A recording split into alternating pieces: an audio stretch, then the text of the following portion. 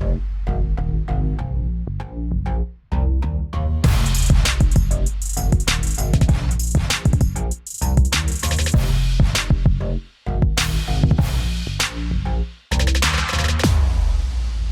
to Rural Concerns, the podcast for DIY fanatics, potheads, and bull tuggers. What? What's a bull tugger? Yeah. If you're in a field with a prize bullock, you got to tug it off. Otherwise, it'll kill you. Well, then it's not a specific thing, is it? It's just a person in a field with a bull. Yeah, but if it's like charging it, you got to tug it off to incapacitate it. That doesn't make you a bull tugger. That's just a person trying to incapacitate a bull. Bull tugger's it's a real farm hand job. Oh, yeah. There's people who wank off animals, yeah. Yeah. And they get paid good money and come from a long way away. Is that why they're called farmhands? Yeah. A farmhand sponsored by Barber, do you know what I mean? Just like absolutely. It's the only thing that soaks through Barber jackets, you know, like the blood from aliens.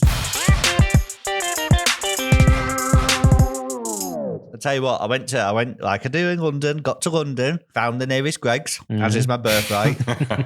Because like the cost of everything's gone up. You know, if you go to service stations and stuff like that, it's like they add a couple of quid onto everything and stuff like this. Yeah. Like crazy prices. Thing is, if you find a Greggs, you could put the price up 100%. It's still a quid. Do you know what I mean? It's like adding 50% to a quid or whatever like that. You're like, I'm away. £1.50. Yeah. Do you know what I mean? Maths. Some of the easiest maths. Yeah. Yeah. What's your go-to, Greg? It's just very cheap city centre eating. I know it's not good for you and you couldn't live off it, but if you're just knocking around. No, if I'm at Greggs, I'll go for like a sort of corn, meat potato type pie or the closest approximation they've got of that. A coffee, maybe a cookie, that sort of thing. Total price, add it all up, 70p. Do you know what I mean? It's like crazy price. But when I was in Greggs in London, because there's a queue, I noticed there's a lot more cost of living. It used to be London and like the north, and there was basically like Greggs and Pret were twinned opposites of each other. Do you know what I mean? When you're in London, there was so many Prets. When you're up north, there's like, there's so much, like, you're like two Greggs on a street, and it was like that in London, but with Pret a Manges. I've noticed recently on my journeys, cost of living and that, and feeling the pinch, Greggs is in the ascendancy. So like it is changing on the high street.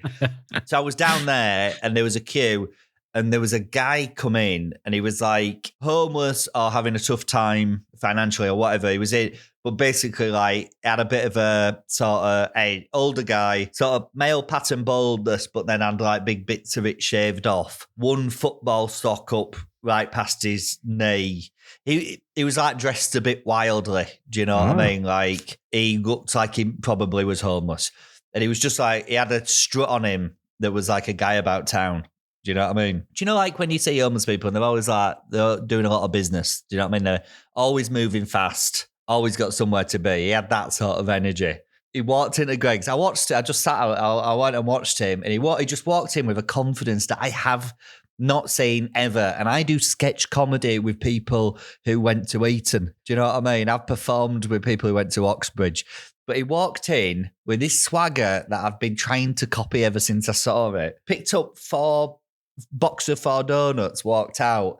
And I nearly caught myself grassing him up. And I just stopped. And I went, you know what? Cost of living, crack on, lad. Well played. Have I done anything wrong there? I can't grass up a guy who's stealing donuts, can I? Well, no one's going to find him. No, that was me thinking. Yeah, you're fine. Yeah. Am I the good man in this? Are you a good man in this story? In this dynamic? Should I have... what are you going to do? Tackle him to the ground? Tackle him to the ground, citizens arrest him. on behalf of Greggs. Greggs. No, it's not your job. No. Keep your head down. But I have a history of like when I used to work for Argos, which is in the UK, it's like a catalogue.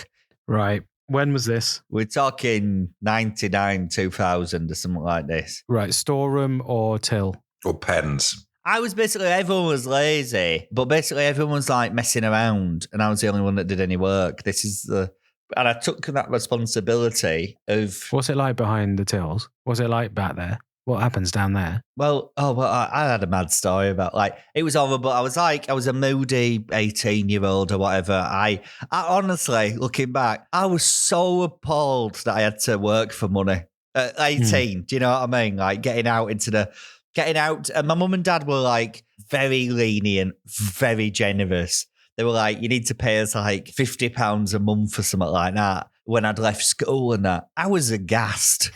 I was aghast that I had to go and do a Saturday job to pay my board. I thought, how dare these people? So I was like moody all the time. And I went, and there was a load of bad characters. Like there was a guy who was like my age. But you know when you're like young and sort of useless, but he wasn't useless. He was like really good at stockroom. So he was like he elevated up the stockroom job list, and and he was doing quite good money, but ultimately it's quite a short career ladder to the top of the stock check thing. Do you know what I mean? And there was a girl, we had a supervisor who was 17 years old, and everyone hated her. And she was like, I've got a feeling she'll be a Tory councillor now. That's the sort of girl she was. Do you know what I mean? She'd tell us all, she's 17, telling all the staff about you need to stick to your break times, stuff like that. So everyone hated her. And there was this lad called Iqbal. And he was like, Katie, can I just be honest with you? When I first met you, I wanted to throw some ladders on you and pretend it was an accident. But you're actually all right. I thought it's one of the funniest things I've ever heard in my life.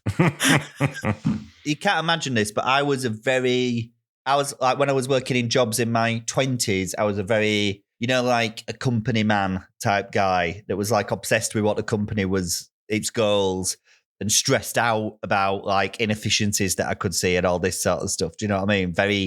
A very intense young man that was like, come on, guys, stop messing around. We've got to hit these, like that, way too much. But basically, Saturday job, no one was doing anything. Everyone was messing around. I'm the only one taking tickets from Argos. But that extended into me being the security manager at one point. And basically some drug addict stole an Uber and ran off. And I went, I don't know what was going on with me. I went in full pursuit. Went and chasing him down across this car park and basically got caught up with him. And they were like, I got a needle. And I was like, oh, what am I doing? What am I doing? Why am I doing this? I don't care. I don't know. We'll have to edit around all of that. Yeah, you all right with that, James? I think that's all right. There's a good lot of fun there. Got the sweets. The greasy sweets were kicking in. I'm having a 10 p.m. coffee. Do you know what I mean? That's a bad idea. Why are you doing that? It's starting to feel a bit like Friday night. Right. Should we talk about this county show then? Because this looks big. This is big. This feels big. But I'm really pissed off because... What is the county show, though? What is it? Right.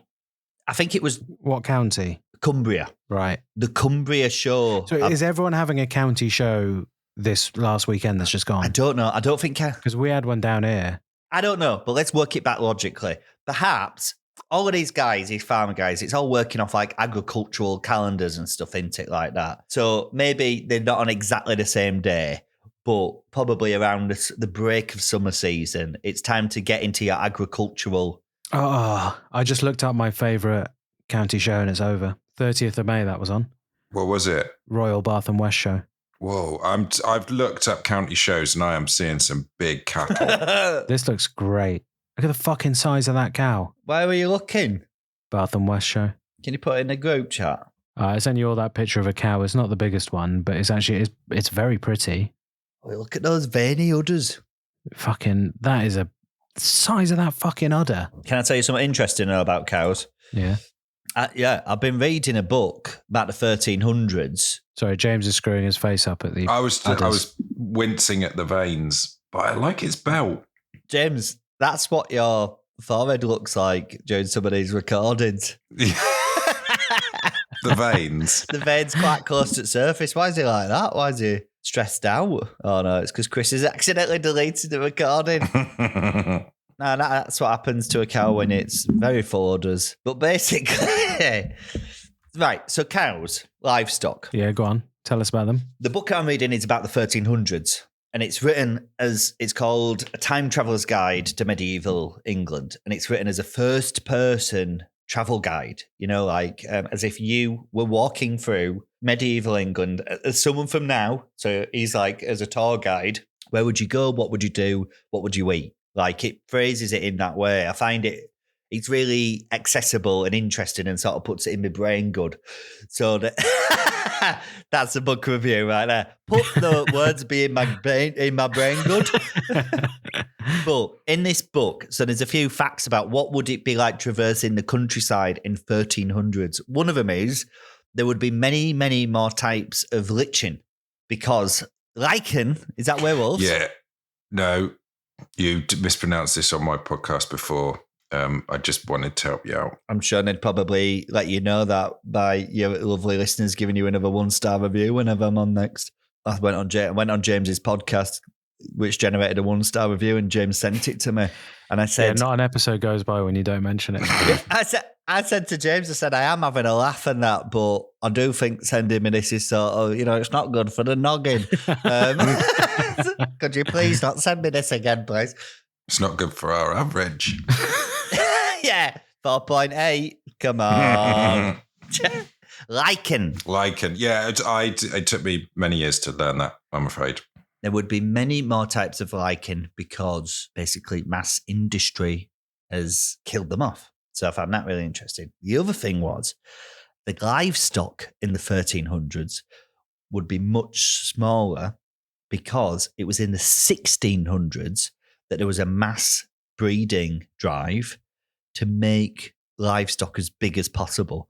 So when you are sending us that picture of that cow with the beautiful big udders, that is like a sort of, it's a freak. It's like created through purposeful breeding. Well, how do you do the purposeful breeding? Just like get a load of different... Get a big one and breed it with another big one. Push a little one in a pit. We did have an actual historian on a couple of episodes after, because you told this story. And you needed to get an actual academic fact checker in.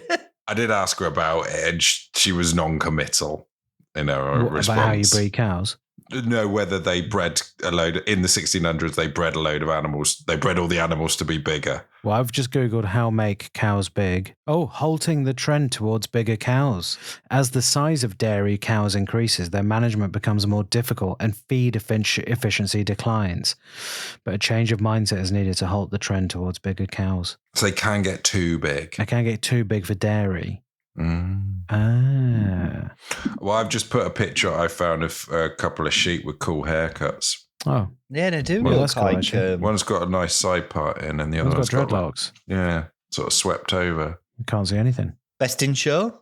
Oh, for me, at least. With that haircut. We had a county show here with knights on horseback jousting each other. Oosh. Right in the middle of the city. Wall of Death motorcycle riders as well. Oh, wow. I can't remember. Is that Lambeth County Fair or something? I hate biker gang. Do you know, like when you see them on motorway and stuff, I thought they were harmless. I thought they're just old lads. They're almost the biggest losers on the planet. They're not like criminal gangs. No, they're not. What they are is near retirement marketing directors who have the even worse. The starting price needed to get on these bikes now is like, do you know what I mean? And like 50k, something like that. And you're like, what are you doing? Like, dweeb. I like to ring them in, like to police. I'm just in services. I've just seen a biker gang. How old are they? There's about 12 of them. They're all between 55 and 65. And they've done nothing wrong. They've done nothing wrong. And they're all riding bikes that must probably cost... They're very loud. Near £500,000 a mast. Like, yeah, losers. There's 4 main bike clubs in the outlaw biker scene in the UK. Blue Angels, Road Rats, Comitatus, and Satan's Slaves. That's me. No, which one would I want to be? Like, this is not an aggressive boys podcast, but this has rankled me. So I'm just going to put a shout out now that Rural Concerns podcast is going to war with the... Obviously. I'm obviously redacting the name because I'm not having Chris starting an actual gang war with an actual gang. even though he reckons he could, and I quote, batter them. No. B, obviously. Whoa, whoa, whoa. No. And if you've got, we're not. listen to come at us with everything that you've got. But Well, your no, 50k they do right. kill people You've basically doxed yourself. and say who's been fucking dogs in here. They'll find you, and then what they're going to do? Yeah. Has this got a witch's broom on the front of it? Yeah. Now come at you. I'm not taking the witch's broom down, even though it has already generated at least one person who has directly, specifically identified exactly where I live. Someone in the Rural Concerns Discord group, available access via the Patreon, and they were like, "Yeah," and he was like kind of apologetic. He was like, "I'm so sorry, but I think I figured out exactly where you live." you've said like these clues, and crucially, I drove past a house with a broom over the door, and you're like, "Oh right, okay, okay." And then I was like to my wife, I went, "Listen, I think my mouth's got me in trouble again. You're gonna have to move. I'll take the broom down, but I don't want to do it." I just wish he hadn't done that, and I hope James edits it out. I'm just reading about all the murders they've done. Well, the United States ones, you got the booze fighters, your Hells Angels, of course, Market Street Commandos, and the pissed off bastards of Bloomington. The pissed off bastards of Bloomington. The satirists. I'm looking on this website, and it says They've got a website. How criminal it's can better this? than mine. Does have a guest book. I Yeah. guess that's a proper, like 1990s format, isn't it? They've got it in hiding because they murdered some podcasters. Tell us about your fucking county show.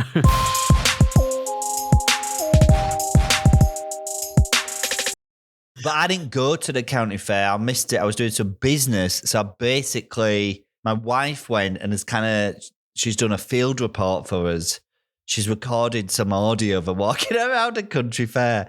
And it's just like, we might have to put a little supercut of her exploring the country fair because things are quite tense at home at the minute. Well, she's messaged me with a rural concern that she wants to address in this episode. Is it about little houses, little clothes all over the house? No, she said she was gone for one day and you snuck in 4 pints of whole milk and now she has to have it in her tea. Well, and this is what she's doing. Like, I can't remember.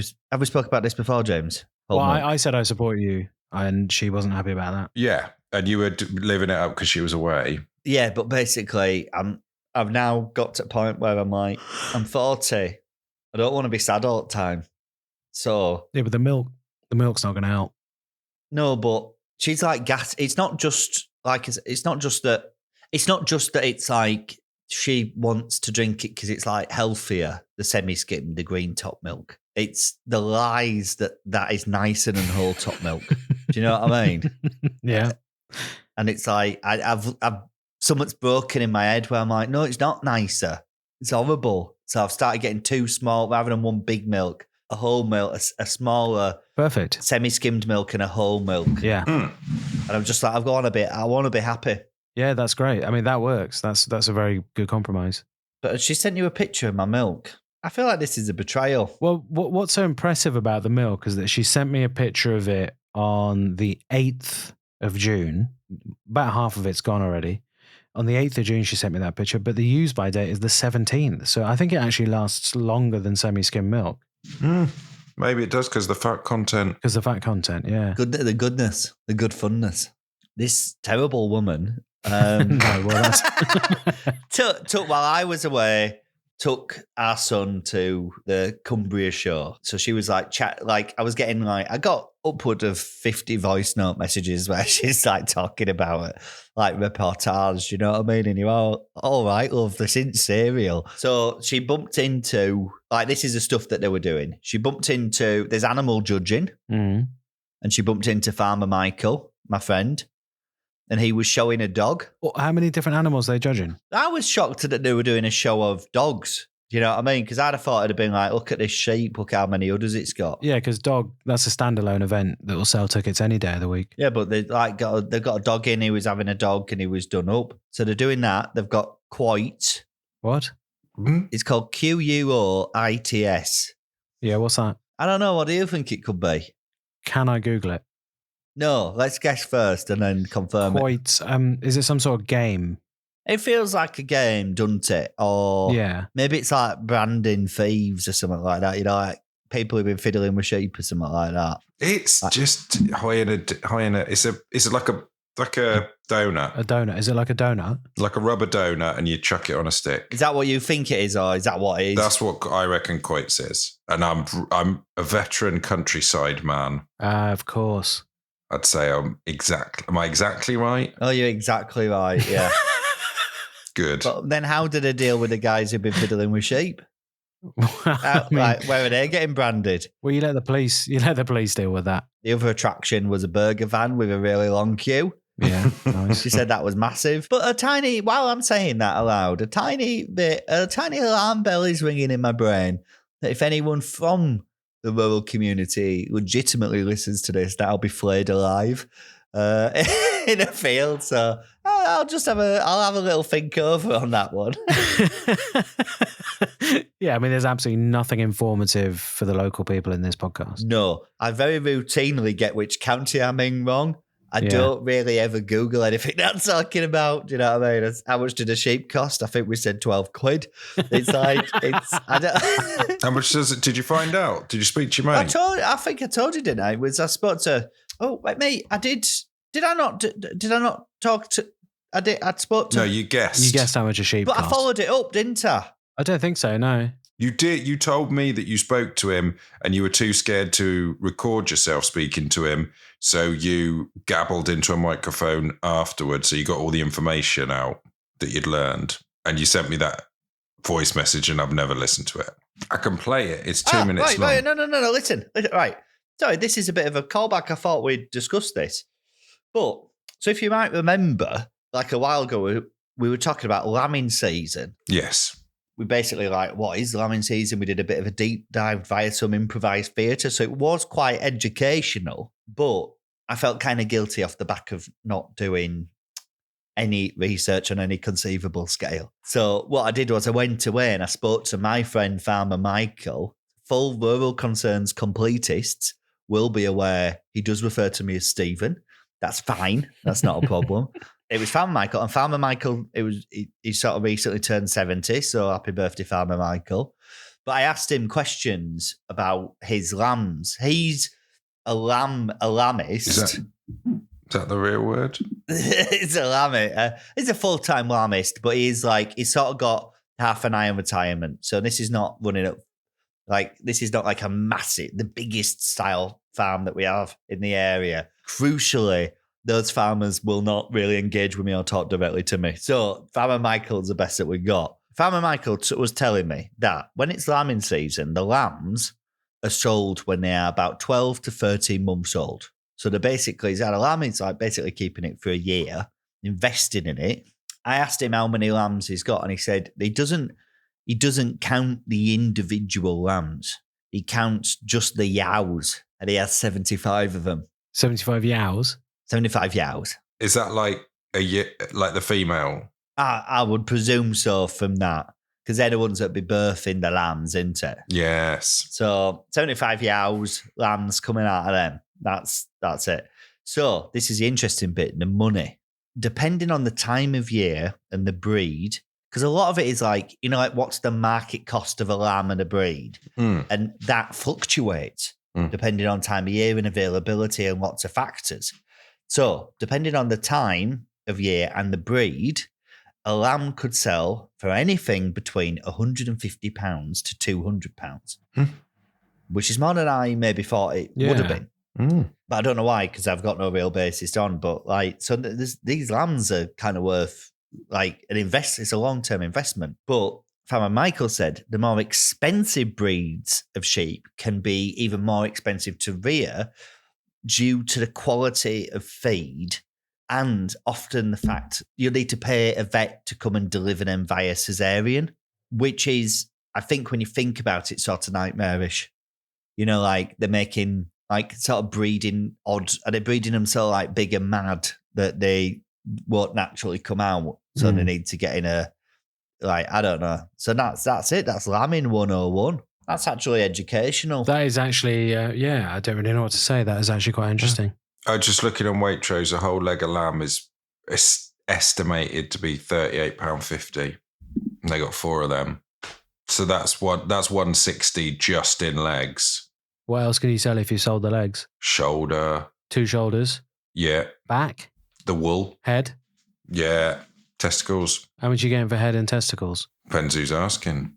Not for me. Buy lamb sweetbreads online, UK and London. Oh, they've got 3 in the picture. Seems weird. What? But that's the pancreas, though, isn't it? Sweetbread. Oh, yeah, it's the heart and the throat. Yeah. Oh, right, not the pancreas. Half a kilo, 22 quid. How much is in one animal? This is beyond our remit. Butchery. We need to get back on him. We've done a bit of research. We need to know more.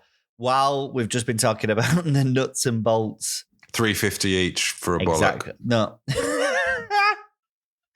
Is it? I mean, if they're getting 3 bollocks out of it, then there's, do you know 7 what I mean? quid's worth of bollocks in every lad. Yeah. Oh, there's a plate of 5.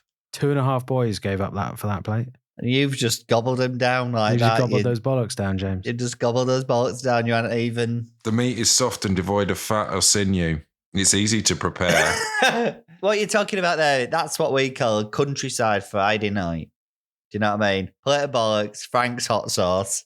They are called a lamb's fry. How do you cook them? Boiled tubes.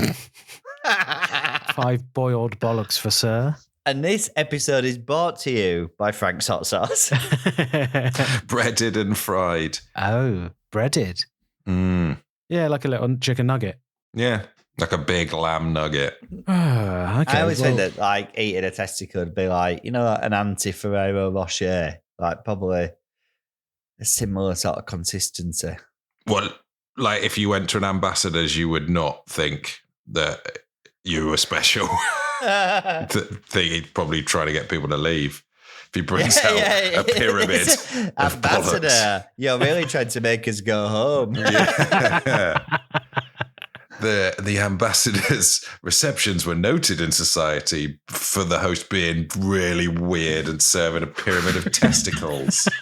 Listen, I know that this podcast would not be defined as a profitable venture at this current juncture when we are brand new.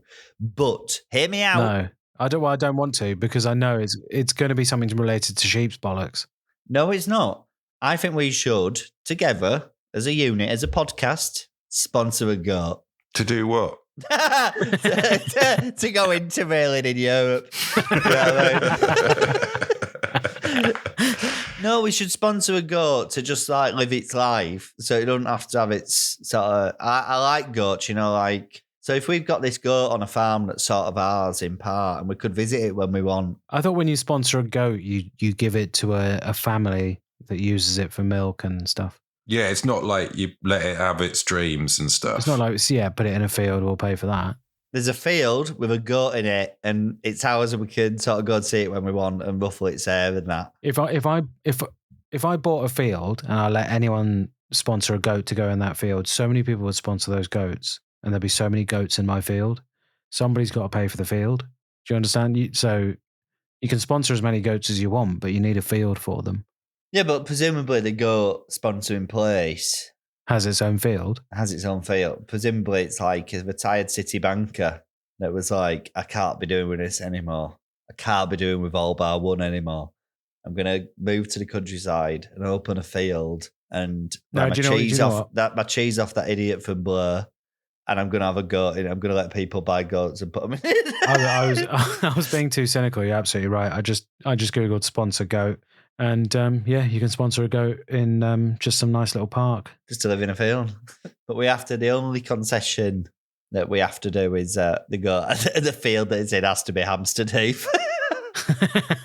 Oh, you can choose its name. Can we name? No, from a drop-down box. So we can't call it Farmer Buggerton. Cleo, Connie, Polly, Trevor, Jax, Olivia, Flick, Billy, Bob, Pudding. If anybody listening to this podcast has the means to which to allow us to name a goat, please get in touch immediately at Christopher at aloveytime.co.uk. We're talking hard money here. We want to call a goat Farmer Buggerton. Yes, that'd be good. 1 kilo of lamb's bollocks for £4.20. I've just put a picture in the chat of, yeah, okay, this is for dogs. Yeah, looking at that is Producer James has sent us a shopping. It's a dog. It's a box of lamb testicles, 1 kilogram's worth of lamb testicles for dogs. It's got 4 paws next to it, or 5 paws next to it. And No, it's got a 5-paw rating. yeah, 5 paw, 0 customer reviews. So we don't know. We don't know what these dogs think. I thought dogs would be, but 420, like, you know what? In this economy, 420 for a load of bollocks. That sounds. Is this the time to plug the Patreon? Right, yeah. That's what I was going to say. You can pay 420 for a load of lamb testicles, but if you really want to throw your money at a load of bollocks, you can sponsor us on Patreon. That is the most seamless, tightest link that has ever been. We are on Patreon. This podcast exists for a love of countryside business and talking about inner city jousting and stuff like that. And as far as we know, no one's touching these themes. Maybe because there's not a massive uptake in interest for it, but you don't know what you want until someone's talking about feature ceilings and 1 kilogram of lamb testicles in the same podcast. You don't know what you want, do you? You need to let us show you what you want. Please sponsor us on Patreon. Yeah, I'm not going to jump in and help you. Please help me, Sonel. Please help this podcast for the price of less than a pint. It'll go in a field. It gets to go in a field. Yeah, you get to put us in a field and feed us lamb's testicles. And you can choose our names. If you go in at the £3 tier, you can get us 2/3 of a box of lamb's testicles. If you sponsor us at the top tier, £4.50, we can have a full box of lamb's testicles.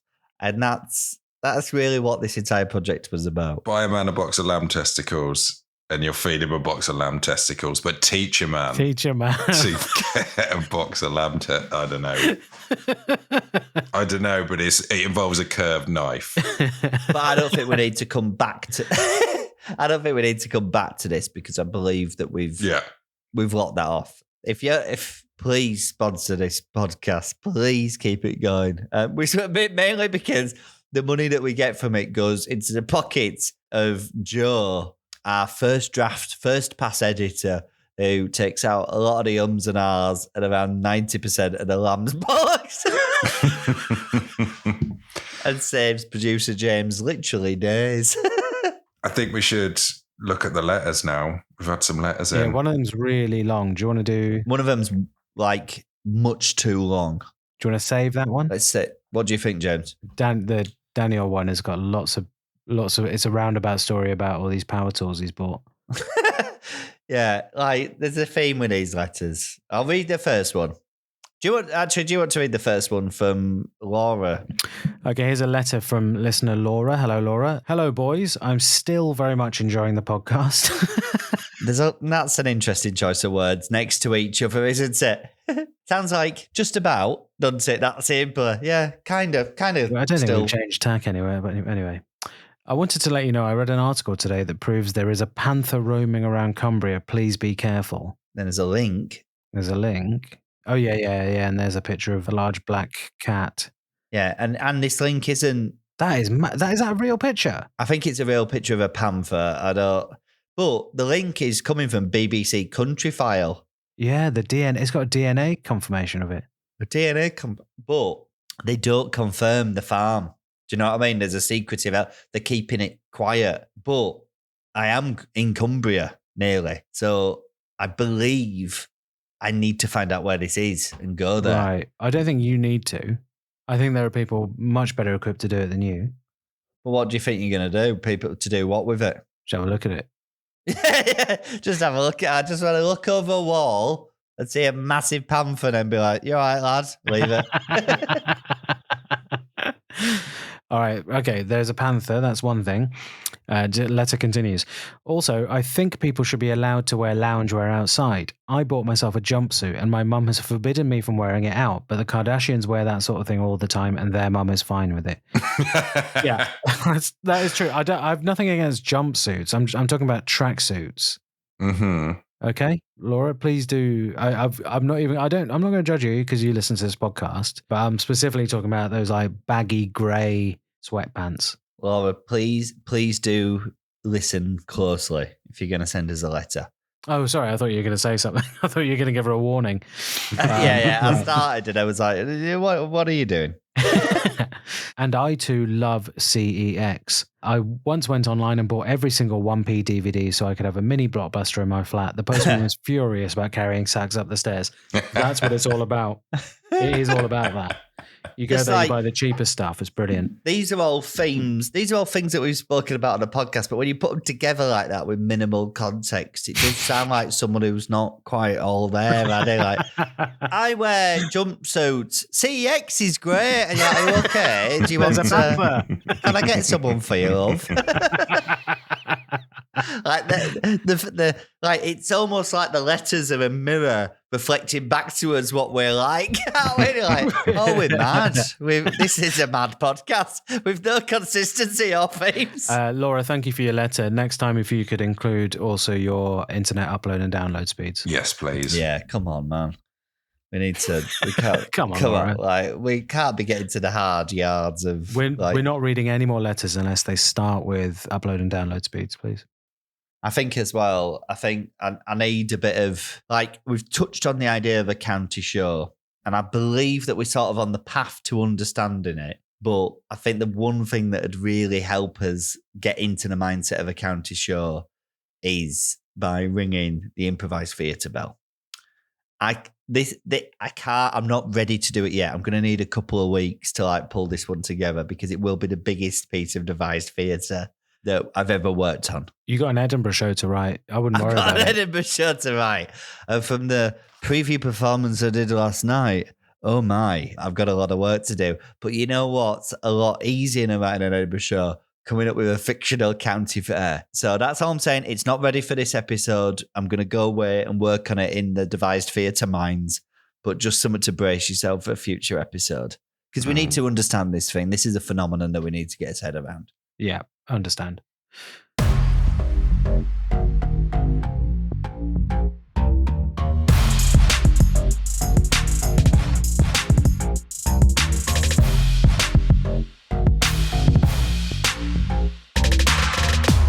Artwork was by Poppy Hillstead.